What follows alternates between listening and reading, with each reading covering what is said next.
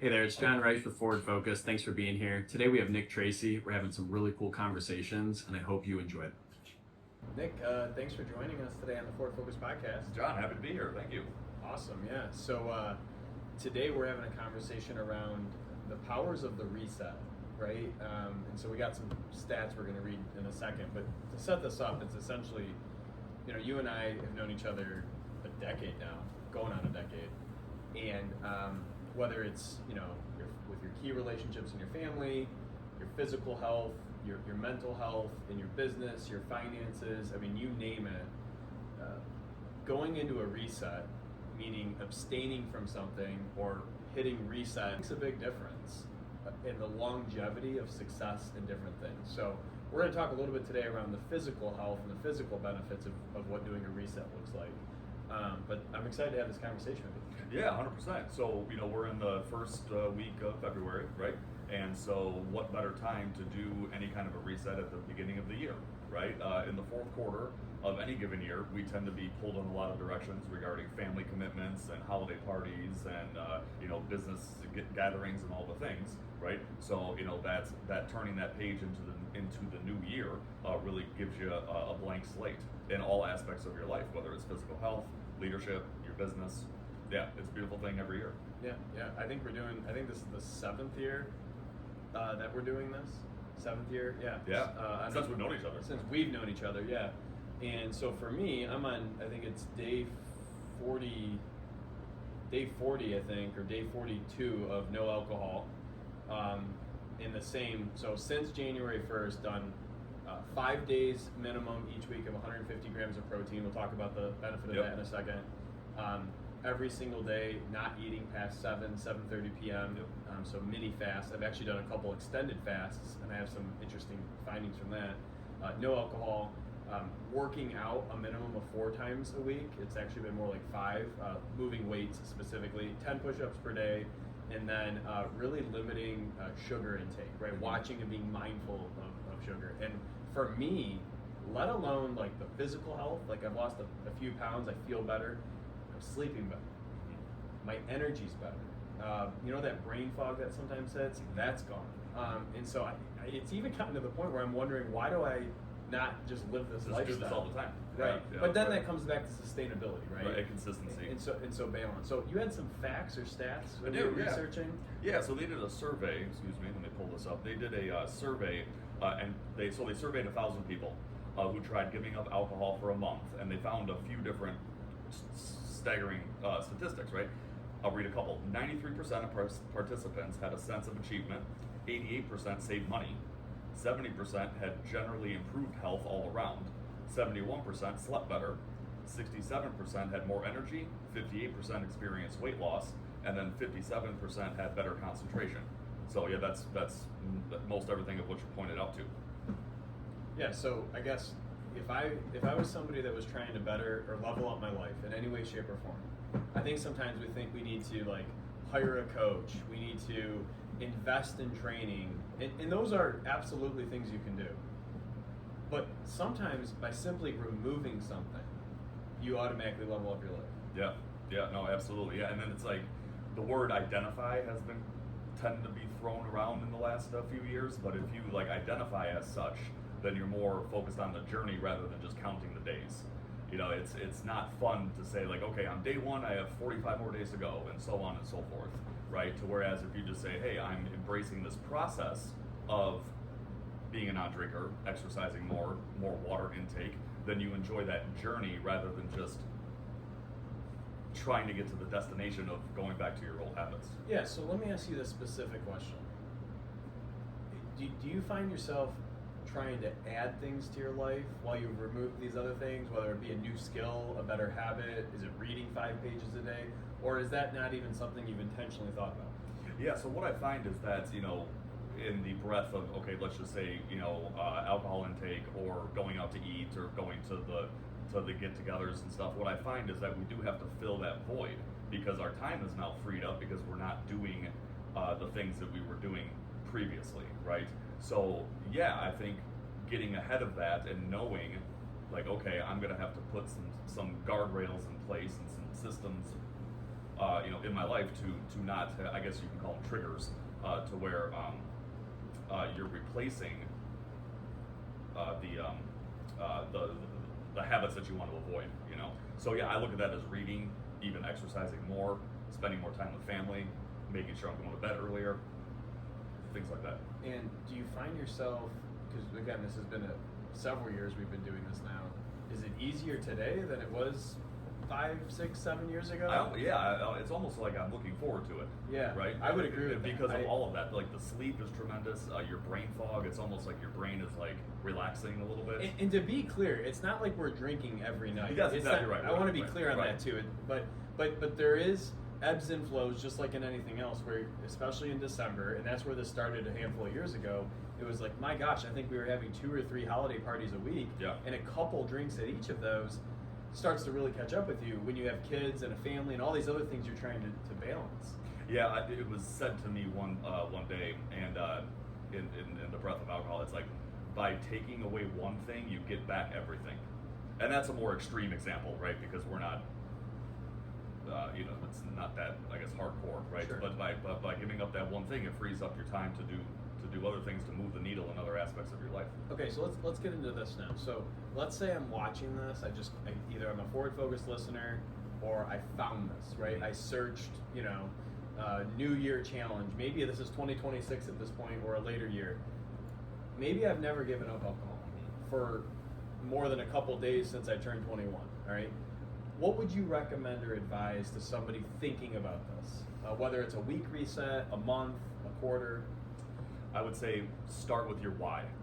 Like find the purpose at which you were going to do this in the first place, and then think about what you want the outcome to be. Whether it's 30 days, whether it's 2 weeks, whether it's 60 days, right? And then if you're looking to replace, then you have to find something to replace it with. Right. Okay. And you said that, and I agree with that. And so I would add to that, if I could, share with a couple key people why you're doing it and give them permission to check it. For me, my wife knows that this is something I do and it means a lot to me. I know you know that. My mom knows that. Really proud of her. She's on her sobriety journey of a decade and a half plus now. So just share with a couple key people, hey, I'm doing this. Check in on me weekly. I'd appreciate it. Or, hey, if I go out with you, I'm not going to have alcohol, so please respect that, right? I think that's important to have allies in your corner around, I'm doing this for a bigger purpose, not just because I don't want alcohol. I'm challenging myself. I'm trying to add a new skill. I need to sleep better, whatever it might be. Yeah, and the people that you share this with, they should be in your corner. They should be celebrating with you, not alienating you, right? Yeah. As far as trying to make you wrong or trying to get you to do what you don't want to do, because that's not a part of this, and they should be in your corner because of it. So one other part of the reset that we've done is this idea of potentially stopping the eating at a certain point, and you can't do that if you're not eating the right amount of protein, right? Because you get hungrier faster, right? So talk a little bit about your last decade plus, your journey of eating better, eating right, putting the right things in your body. What has that done for you? Yeah, so I've experimented with all kinds of things, whether it's fasting or juicing or prioritizing protein and all of those things. Right out of the gate, I would say do what works for you and works for your body, right? Because everybody's different and everybody responds a certain kind of a way, right? The benefit of prioritizing protein is that it aids to muscle building, it aids to your performance inside and outside of the gym, right? And it's the most dense nutrients which you tend to hold on to all throughout your day, right? And it avoids the crashes of carbohydrates and sugars and all the things which just make you feel you just don't feel as good. Yeah, a year and a half ago, I was a father at that point for 5-6 months, and as you know, and maybe the listener, I have a demanding schedule. I have different commitments, different rods in the fire, if you will, and I was skinny fat, I guess is the way I'd say it. I had lost muscle tone. I actually had a really bad injury I was going through at the time, and I approached you and I basically said, Nick, I'm your paint me like one of your French girls. Right. But in all sincerity, though, I was like, dude, I need some help. Yeah. And so I've been on that journey with you, on and off, right? It hasn't been consistently the last year and a half, but I mean, what did you observe in that journey? I guess bringing someone along that was asking for the help and wanted it, but needed it too. Like, how did it help you? I mean, for sure. So, like, from my side, so I guess let's be clear. I'm no guru, right? I prioritize my health. I like doing all things physical activities, but I'm not. I wouldn't say I don't have my PhD in it, right? But when you and I joined forces in that, it almost helped me level up as a physical person and also as a trainer and a coach, right? Because I knew that I had to show up for you, and then that allowed me to be better, right? And what I really enjoyed is just seeing the progress of you, call it a year ago, from your injury. Now that has been dealt with and we've moved on from that, and then just straight up performance, and I've seen how it translates into your businesses, so that spoke for itself for me. That's cool. Yeah, Last thing is, if I'm going to be prescribing something, I need to know that I need to be doing it myself, right? And so I was like, if I'm going to tell John to prioritize the protein to get enough sleep and make sure you get your water intake and avoid these things, I should be doing that, because what kind of person am I to advise you to do something when I'm not doing it myself? And I'll never forget how embarrassed I was to start. You never made me feel embarrassed. You never, you were there. You were a partner. 2 to 3 times a week consistently for a while. And then to this day, we'll still, link up. We went last week.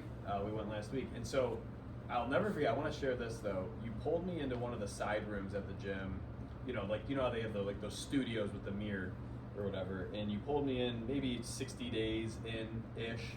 And so this is a testament to your coaching and training ability. And you said, look in the mirror. What do you like about your body? What do you want to improve upon, and how do you want to look? Like, what's the shape you want? Because I can help curate a plan. You got to do the work, but I can help curate a plan to help you get that shape, right? And I honestly, being vulnerable here, I wanted to work on my shoulders and chest, and I felt like I had a good structure for that. I wasn't necessarily looking for the V that some guys want, or the love handles to be completely gone. And that was a big moment for me. And I think that that's evolved, right? Because especially as we get older, is that I'm less concerned with health, much like wealth and leadership and everything, it's internal to external, right? We have to lead oneself before we start leading others. And getting back to the fitness arena is I'm more interested in longevity rather than necessarily how I look. So an example of being more functional regarding flexibility, or being able to go on long walks, or being able to pick up my son or daughter and run a certain amount of distance. It's all it's performance based activities, and then the physical looks is almost a side effect. I agree with you, and I immediately think of when I was in the airport with my family last year, and it was the first time Haley and I flew with Gemma, our daughter, and we had a car seat, a stroller, 3 carry-ons, a diaper bag, and a backpack. And Haley had Gemma, and I had the rest. And I remember you telling me we grabbed 45-pound plates, and you said, we're going to do down and backs with this. And I think we grabbed dumbbells too at one point. And you said, this isn't the dumbbell. It's not the plate. It's you running through the airport, trying to make your flight with your family. And I swear to God, it's like he had a crystal ball, because that literally happened within 3 months. Yeah. And so we'll joke about that from time to time now, but I totally agree. It's around function, it's around movement, it's around practicality, right? Yeah. It's not like I'm going to go compete. You're competing. It's on stage somewhere. It's like, how do I live the best life I possibly can? So at 85, I'm still living the life I want of being mobile. Yeah, for sure. It's not about lifting the 30-pound dumbbell over your head. It's about picking up your daughter and her to put the star on the Christmas tree. Right? Yeah, for sure. And just to bring this down to its most simplest form, is that if you feel bad and you exercise, you feel better. If you feel good and you exercise, you feel better, right? And then, so that's reason enough for me. So final couple points on this topic, and then we'll probably get to the end of today. So for me, a reset is so much more than losing weight or sleeping better. It's a lifestyle. It's truly a way to be, I guess. And for me also, one of the impacts I didn't realize is that my daughter's watching, right? She's gonna be 2, so she doesn't necessarily understand or grasp that me reaching for a protein shake with a banana is different than a donut, yet those decisions will compound, right? And I'm proud of that. I'm really proud of that because, you know, I remember growing up eating, you know, this isn't any shame, but I ate Lucky Charms and Honey Nut Cheerios and Pop-Tarts, sometimes twice, right, in a day. And it's just, you start to think about the legacy you want to leave and the impressions you want to make. There's a saying, and I'm going to mess it up, but it's something to the effect of like, they don't resonate with what you tell them and what you, they don't resonate with what you tell them, they resonate with how you act when you're with them, Yeah. you know? Yeah. And so a couple things as we kind of wrap this up, I would say, if you're thinking about a reset of any sort, if you're thinking about eating healthier, eating cleaner, start small, start incremental, right? So maybe it's, you want to get 100 ounces of water in you a day. Maybe that's the goal, or 120 ounces. Well, how many ounces are you bringing in now? If you're only bringing in 30 ounces, what would bringing in 50 to 60 ounces look like for the next week?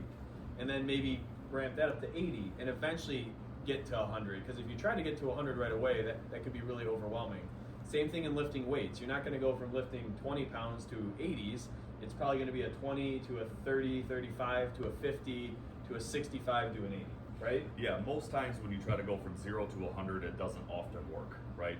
But maybe you want to implement exercising. Well, don't go sign up at a gym and commit to going 5 days a week. Maybe you just bring your running shoes out from the garage or the basement, right?